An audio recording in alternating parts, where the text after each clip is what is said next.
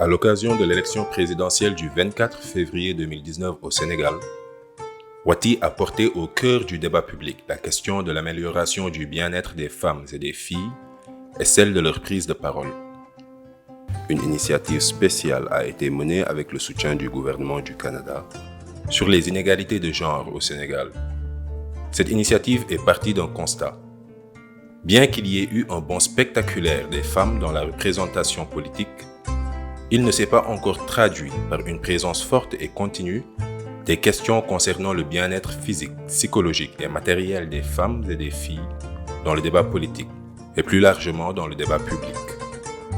Pour discuter et informer sur ces sujets, Wati a collecté des analyses et des témoignages diversifiés en accordant une place primordiale aux voix des femmes. Une série de vidéos a été réalisée avec 20 Sénégalaises. L'objectif était de susciter un large débat public sur les discriminations à l'égard des filles et des femmes et sur les difficultés spécifiques qui les affectent au quotidien. Ces femmes, provenant de différentes catégories socio-professionnelles, ont pris la parole pour parler de leur situation et suggérer des solutions aux décideurs politiques, mais également à l'ensemble de la société pour enfin atteindre leur bien-être à tous les niveaux.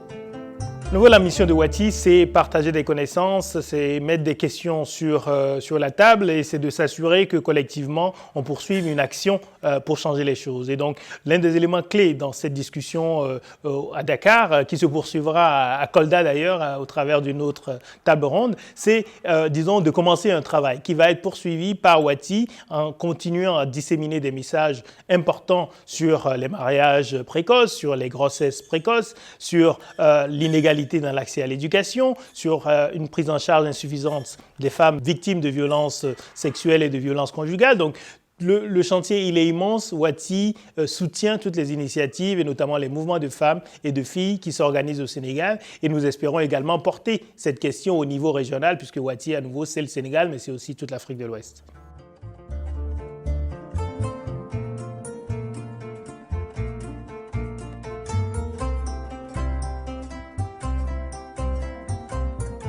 jigéen ñi jàmbaar lañ dañu dem kër yoo xam ne jigéen ñaa yor kër yi ñooy joxe dépasse ñooy fay luyaas ñooy fay seen courant ñooy fay seen ndox bu seeni doom feebaree ñoo leen di faj yépp ñoo koy def xam nga ne jàmbaar lañ. fii moom boo nekkee jigéen peut-être que minorité nga ay affaire parité yooyu amu fi jigéen dès l'instant nga nekk jigéen dañ naan sa xel bu gàtt la xel bu ndaw la te xoolal ñun ñooy jàmbaar yi fii mu neex mu naqari ñun ñoo yore kër yi. ñun ñoo yore yëpp ñun ñooy jàmbaar yi kooku moom je le dis haut et fort yëkkati sama loxo ci kaw. Ce sont les femmes elles-mêmes qui sont le premier frein pour elles-mêmes. Je m'explique. Souvent je rencontre cette attitude très souvent. Ah, j'aimerais tellement. Ah, je voudrais tellement. Mais qu'est-ce qui t'en empêche? D'accord? Donc ça c'est la première chose. La deuxième chose c'est j'ai dit à mon mari qu'il ne veut pas. J'ai dit à mon mari voilà, je n'ose même pas lui dire. Mais pourquoi? Ok? Et après, l'autre chose, c'est les femmes entre elles-mêmes. Non, une femme ne devrait pas faire ça. Une femme devrait être comme ça. Une femme devrait être comme ça. Et qui crée elle-même ces barrières-là. Parce que qui est mieux placé pour lever ces barrières si ce n'est la personne qui éduque dans nos sociétés? Ce sont les femmes. Nous transmettons. Si nous transmettons d'autres valeurs, on va créer d'autres types de personnes. On voit des enfants mariés à 12-13 ans. Parfois, elles sont pubères. D'autres fois, elles ne sont même pas pubères. Elles sont épousées et on attendait leur puberté pour que le mariage soit consommé. Mais ce débat-là, on fait un débat, je pense qu'il est discuté dans les associations féminines.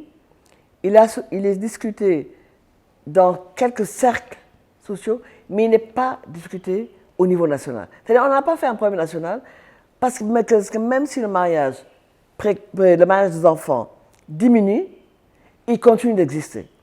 Or, s'il y avait un débat, si les gens en prenaient conscience, si, vous savez, l'âge au mariage au Sénégal, pour les filles, c'est 16 ans. C'est 16 ans. Pourquoi est-ce qu'une fille de 13 ou 14 ans est mariée?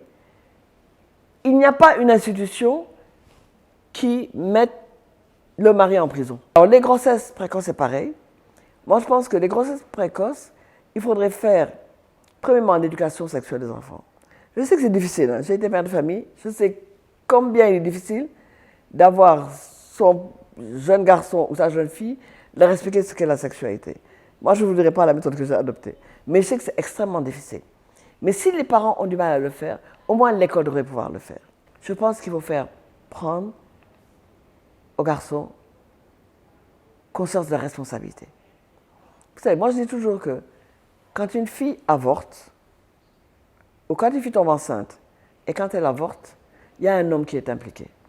Soit quelqu'un de son âge, soit son maître, soit son prof, soit son marabout, soit son oncle, soit le frère de son père, ou c'est même son père de temps en temps, parce qu'il y a des cas d'inceste. C'est-à-dire qu'il y a un autre homme qui est impliqué. Et cet homme-là, il est impliqué, mais lui-même ne s'implique pas. Il ne sent pas qu'il est responsable. Moi, je dis, toutes les fois qu'une femme avorte, il y a un homme qui a avorté. Cette femme, elle a avorté en même temps qu'un homme. Parce que si les hommes avaient pris la responsabilité, peut-être que, d'abord, il n'y aurait pas eu cet enfant, parce qu'il aurait pris ses précautions, et il lui aurait demandé de prendre ses précautions. Et ensuite, s'il avait reconnu l'enfant, il y a tout un scandale, mais c'est toujours la femme qui est blâmée pour ça, alors que l'homme, au fond, c'est juste si on ne vante pas sa virilité. C'est comme un titre de gloire. Alors pour les femmes, c'est une honte. da nga gis tey jigéen dafa métti jigéen bu ëmb ba dis am naa ci camp jëkkëram mu laaj ko damay passer visite mu ne am nga projet wala am financé nañ la xam nga loolu dafa métti léegi nag nan nga fayee xaalis boobu te nañu gëstu ñi ñu jox xaalis tam ki nga xam ne boo ko joxee du mën a fay nga may ko mu dem liggéey mu am ci dara moo gën. Si les filles sont protégées, si les filles bénéficient de leurs droits, elles font partie de la société. C'est une partie de la société qui est en sécurité. Si l'autre partie qu'on considère comme étant ceux qui commettent, on va dire, des violences ou des exactions, sur l'autre partie prend conscience que ce qu'elle fait est peut-être discutable. Parce qu'on peut très bien priver quelqu'un de ses droits sans le savoir. Et je pense que c'est la majorité des cas. Sans le savoir, on prive une jeune fille, une jeune femme de ses droits les plus élémentaires, pensant faire son bien. Et si l'autre ne prend pas conscience que j'ai en face de moi un individu qui a peut-être d'autres ambitions que ce que je veux pour elle, même si c'est pour son bien, tant que ce link entre les deux frontières n'est pas fait, il y aura toujours un problème. Je pense qu'on ne parle pas assez des femmes qui se font battre. Je pense qu'on ne parle pas assez de toutes les violences qu'on occasionne, aussi bien physiques, psychologiques, mentales, que ce soit à des enfants, que ce soit à des femmes. Je pense qu'on n'en parle pas assez. Ou des fois on en débat et qu'il n'y a aucune action qui s'ensuit. Je pense qu'on voit quand même les conséquences que ça amène. On voit tous les jours, voilà, surtout ces jours-ci, toutes les violences qui sont occasionnées, enfin toutes les violences que les femmes subissent. Surtout là, à l'ère du numérique, c'est des violences qu'on voit tous les jours. Et c'est devenu, que Dieu me pardonne, c'est devenu d'une banalité pour nous, qu'on se dit, limite à quand la prochaine en fait, ou demain il y aura un autre cas, on parlera plus du cas d'avant en fait. Une chose est sûre, c'est que il y a beaucoup d'efforts qui sont faits au niveau du gouvernement pour l'agriculture, mais ces efforts ne sont pas spécifiquement dirigés vers les femmes. Et dans le domaine de l'agriculture, les femmes et les jeunes filles sont souvent les laissées pour compte. Elles ont les terres les moins fertiles, elles ont le moins d'outillage, elles ont les moins bonnes semences, elles s'occupent des spéculations qui sont les moins rentables. Et donc, dans ce domaine-là, elles sont souvent les plus vulnérables. Dans mon travail, je suis une femme dans un laboratoire dirigé par une femme et c'est une exception. À l'ISRA, on parle d'une centaine de chercheurs et c'est une majorité d'hommes. Donc j'estime que je suis dans une position un peu particulière comme chercheur femme dans le domaine de l'agriculture. Et c'est peut-être plus difficile pour nous les femmes d'être dans ce domaine qui est très très masculin.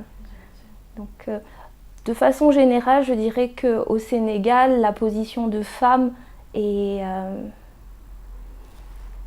amène un niveau de difficulté supplémentaire quand on veut réussir au niveau professionnel. Les pressions ou les choses qui sont mises sur les filles sont faites sur ceux qui n'ont souvent pas de protection ou des gens familiales. Mais malgré cela, moi je me rappelle avoir été en classe de terminale à l'oral avec un enseignant qui, dans la salle de l'oral, m'a fait des avances et m'a touchée. Parce que justement, il se dit que c'est un moment où c'est lui seul qui décide, vous êtes seul avec lui, avec la fille. Donc, dépendant de comment vous réagissez, il peut décider de quelle note il peut vous donner. Vous vous rendez compte? Ça, c'est extraordinaire.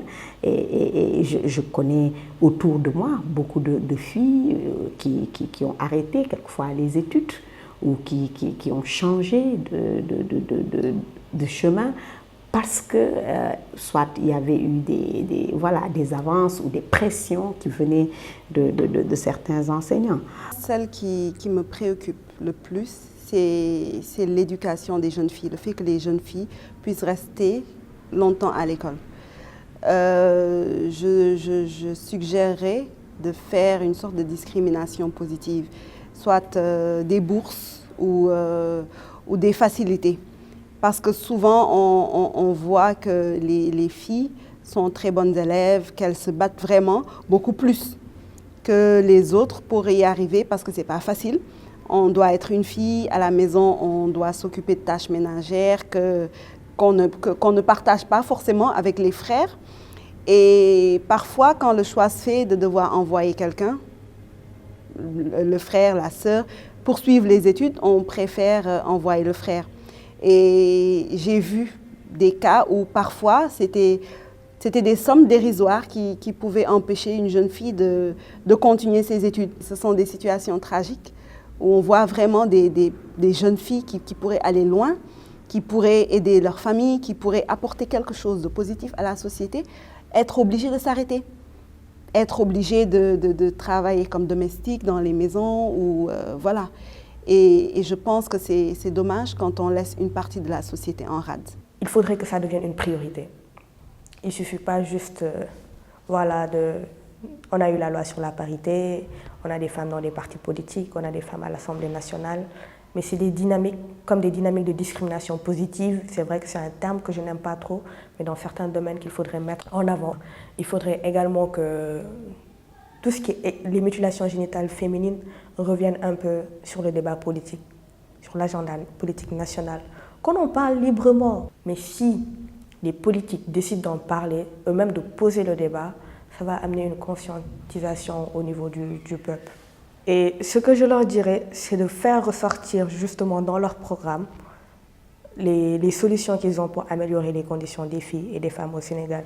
Des solutions très claires, mais très bien réfléchies et posées sur le changement de comportement qu'il faudrait adopter dans notre pays pour changer des normes, encore une fois, comme le mariage des enfants, comme l'excision, comme la discrimination, l'harcèlement professionnel et criminaliser le viol. Il faut dire aux candidats qu'il faut que le viol soit criminalisé dans ce pays. Il faut dire aux candidats qu'il faut financer des campagnes de sensibilisation, de plaidoyer, tout ce qu'ils veulent pour faire comprendre aux communautés que plus on décide de se taire, d'avoir des comportements de mafla, de sutura, certaines agressions vont continuer à l'égard des filles, des femmes et même des garçons. C'est plutôt les femmes qui remplissent tous les meetings, mais quand il s'agit de diriger, voilà, c'est derrière.